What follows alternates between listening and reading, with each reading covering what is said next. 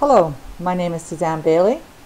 This is my capstone lesson for PIDP, the Capstone project. My student number is 000285349. What I'm going to do is show you a quick review of the online modules that I created for my lesson plan for the capstone project. You're looking at the introduction page to the PNSG 412 course that the students have now since completed. Since this has been set up, they started it in January and it is now finished. On the introduction page, there's a brief introduction to what the course is about and to how to navigate in the modules. I'm going to start with the video that I made for an introduction video. This video is about 7 minutes long, and we'll just let it play. Hi, welcome to PNSG 412, the final installation of professional practice in your practical nursing course. We're excited to be delivering this course online. My name is Suzanne Bailey. I'll be one of your instructors, and the other instructor working with you this semester will be Joanne Poole. This course will focus mostly on the LPN's leadership role in practical nursing. It is a 5-unit course, each unit being given 4 hours for each module. In your calendar, you will note that you have been scheduled 4 hours, 5 4-hour brackets, which you will use as your time to complete this course. It's going to be best, though, if you manage your time a little bit differently than in those 4-hour chunks. And if you check in with your online course, I'm going to suggest daily, but at least every 2 days, so that you're keeping up with the discussions and being part of the conversations that are happening. With any online course, it is a little difficult. The struggle is often communication, so we really want to make sure that you're interacting with your classmates as best you can. Which reminds me, in this winter semester of PNSG 412, your classmates have changed somewhat. We are incorporating both the Penticton group and the Kelowna group.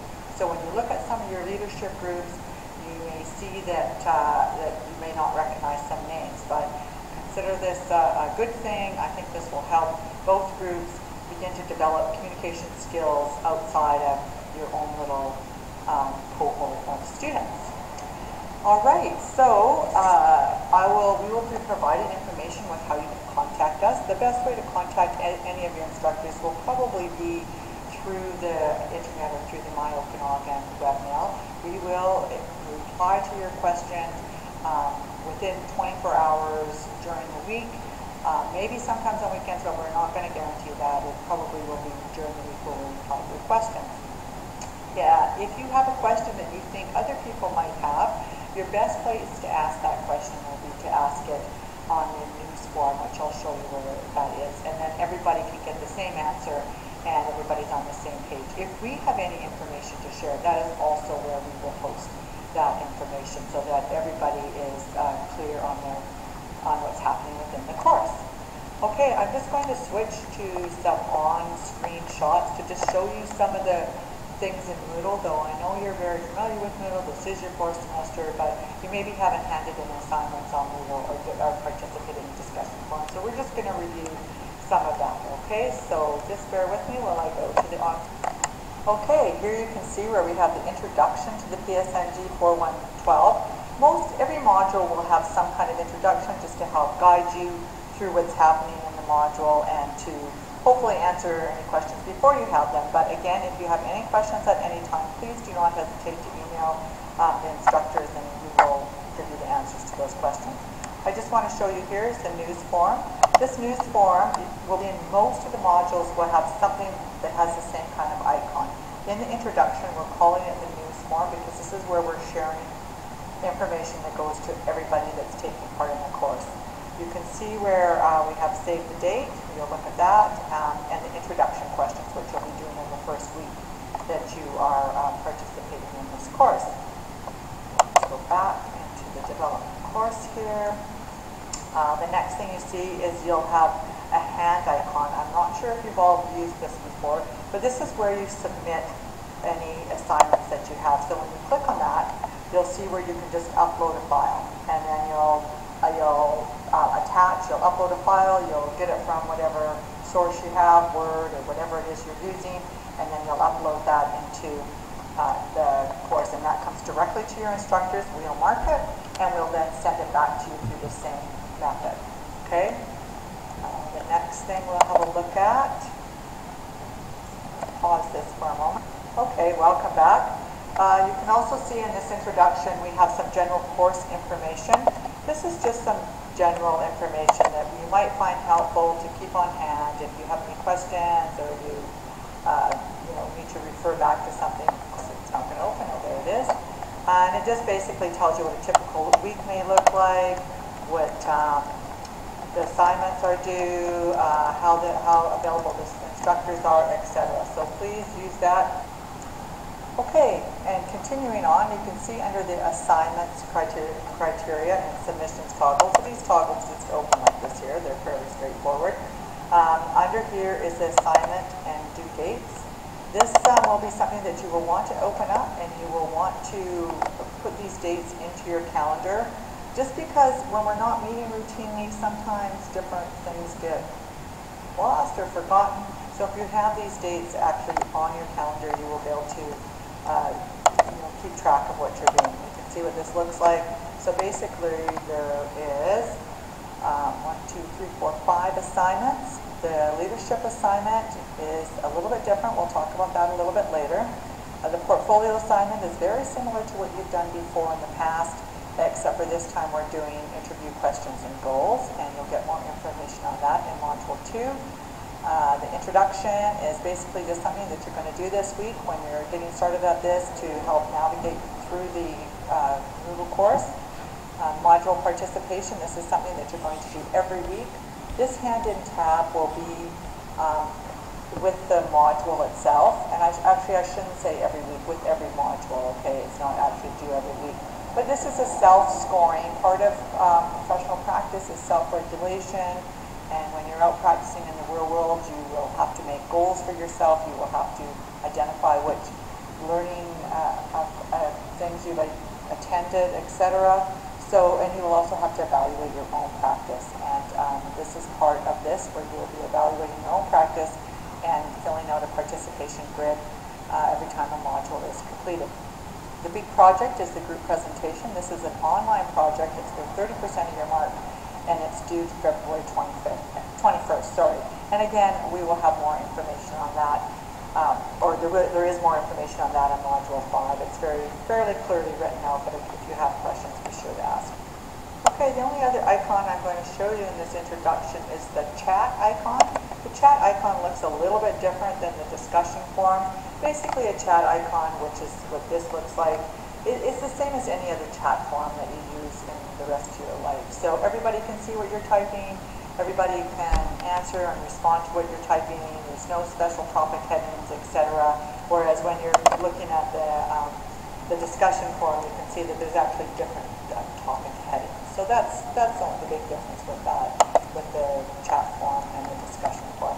Okay, well, good luck. Time to get started with your introduction questions, and complete those and hand them in here, as you can see where the hand icon is, and I look forward to meeting you all. Thanks.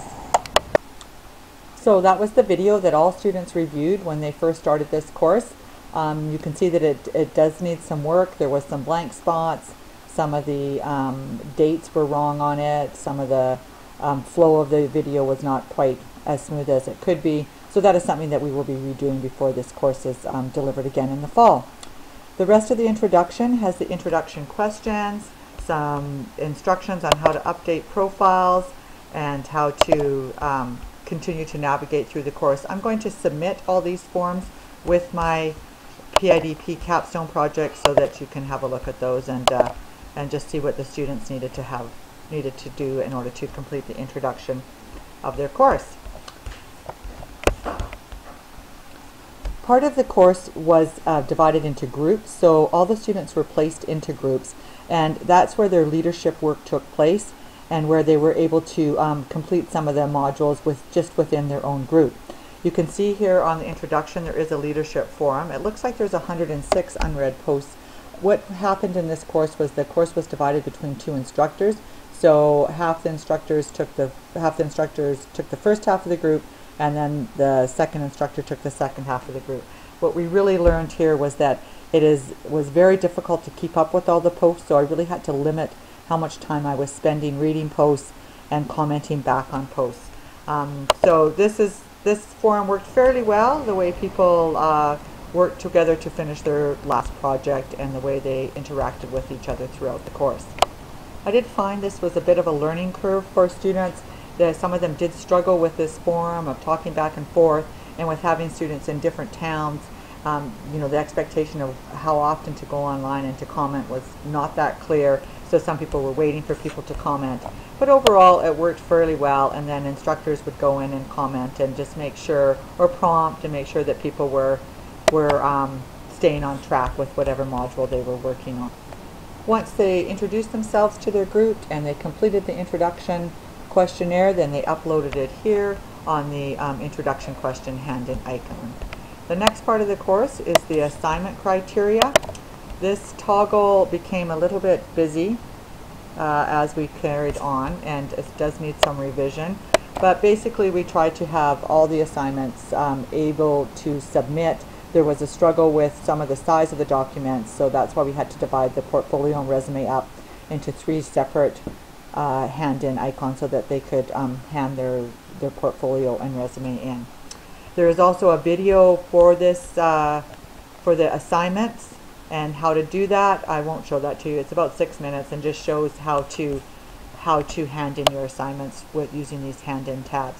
Then the first module, which was the module that I used for my capstone project, that and the introduction, was on laws and practice standards, codes of ethics, and practice expectations that influence nursing.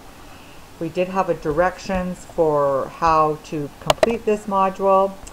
You know, all learning points, I think the directions were fairly clear, but at the same time can be revised in order to make sure that all the students understand exactly what it is they're doing with each module.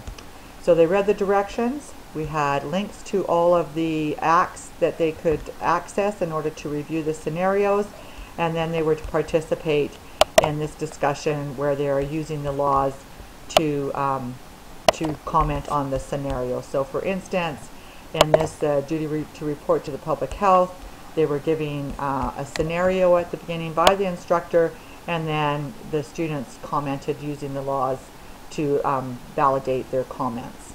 And again, the instructor was going in and you know, just commenting on their comments, just encouraging them to continue and to participate in the discussion, because they had to initiate a discussion or a reply, and then they also had to comment on another student's reply.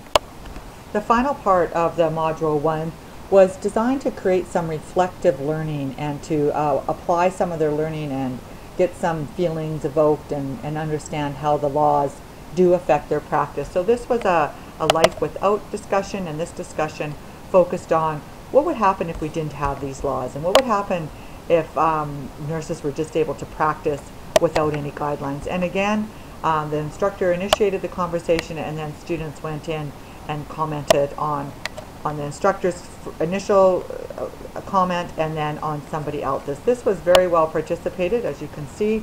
I think that the students really really got into or enjoyed this part of the discussion where they were able to actually apply their own take on what life would be without the laws and ethics that guide us.